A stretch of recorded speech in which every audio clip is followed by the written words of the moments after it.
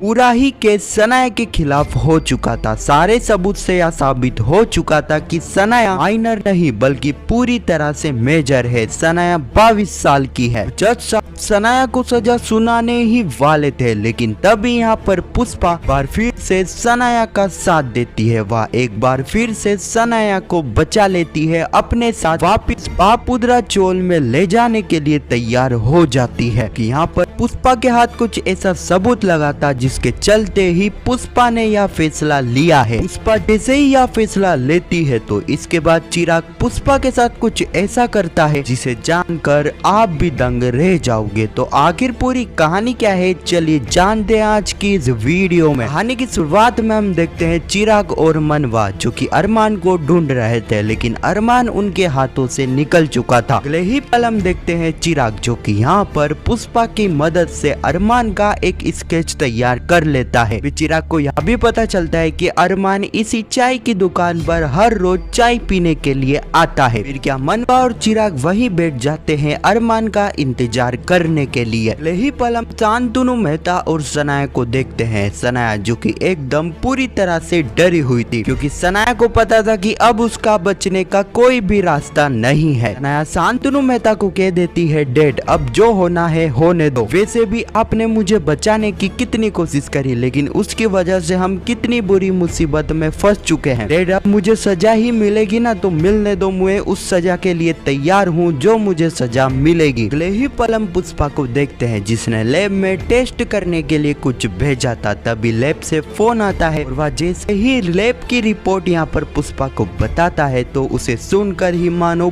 पुष्पा के पैरों तले जमीन खिसक चुकी थी। अब उस रिपोर्ट में क्या था इस बारे में तो हमें नहीं पता चलता है, लेकिन उस रिपोर्ट के बारे में सुनते ही पुष्पा के पैरों तले जमीन खिसक चुकी थी। यानी कि आने वाली जो कहानी होने वाली है इस रिपोर्ट के दम पर ही घूमेगी। अगले ही पल हम देखते हैं मनवा और चिराग जो कि यहाँ पर अरमान का इंतजार कर रहे थे और अरमान वहाँ पर आ जाता है। अरमान के आने के बाद यहाँ पर चिराग और मनवा अरमान को रंगे हाथों तो नहीं पकड़ते हैं, लेकिन अरमान का पीछा करते हैं। वह अरमान का पीछा करते करते अरमान के घर तक भी पहुँच जाते हैं, लेकिन इस वक्त तक अरमान को यह पता लग चुका था कोई उसका पीछा कर रहा है। और यहाँ पर अरमान ने चुपके से गेट में देख भी लिया था कि और कोई नहीं चिराग और उसकी दोस्त उसका पीछा कर रही थी। अरमान को समझ नहीं आ रहा था कि अगर चिराग मुझे मिलना नहीं चाहता है तो यहाँ पर चिराग मेरा पीछा क्यों कर रहा है। यहाँ पर हम देखते हैं चिराग जो कि अरमान के घर का गेट ठोकता है, लेकिन यहाँ पर अरमान यह देखकर पीछे के गेट से फरार हो जाता है। मनवा और चिराग जो कि यहाँ पर अरमान के घर पर आ चुके थे, लेकिन अरमान तो वहाँ पर मौजूद नहीं था। लेकिन अरमान के घर से यहाँ पर चिराग और मनवा को सनाया के खिलाफ काफी बड़े सबूत मिलते हैं। सनाया के कॉलेज की फोटो और काफी कुछ। यहाँ पर चिराग और मनवा ये सारी ही चीजें उठा लेते हैं। अगले ही पल हम देखते हैं चिराग और मनवा जो कि ये सारे सबूत लेकर पुष्पा के घर पर आ चुके थे। चिराग सारी ही चीजों के बारे में पुष्पा को बताता है और कहता है कि किस तरह हमारे पास सनाया के खिलाफ काफी बड़े सबूत लग चुके हैं जिससे हम कोर्ट में यह साबित कर सकते हैं सनाया उस टाइम कॉलेज में थी, यानी कि सनाया मेजर है माइनर नहीं। अब मोम सनाया के बचने का कोई भी रास्ता नहीं है, सनाया को जेल होकर रहेगी। अगले ही पल हम देखते हैं यहाँ पर पुष्पा जो कि अम्मा को उस सबूत के बारे में बताती है, उस रिपोर्ट के बारे में जो यहाँ पर पुष्पा को पता चली थी। अब इसके बारे में सुनने के बाद अम्मा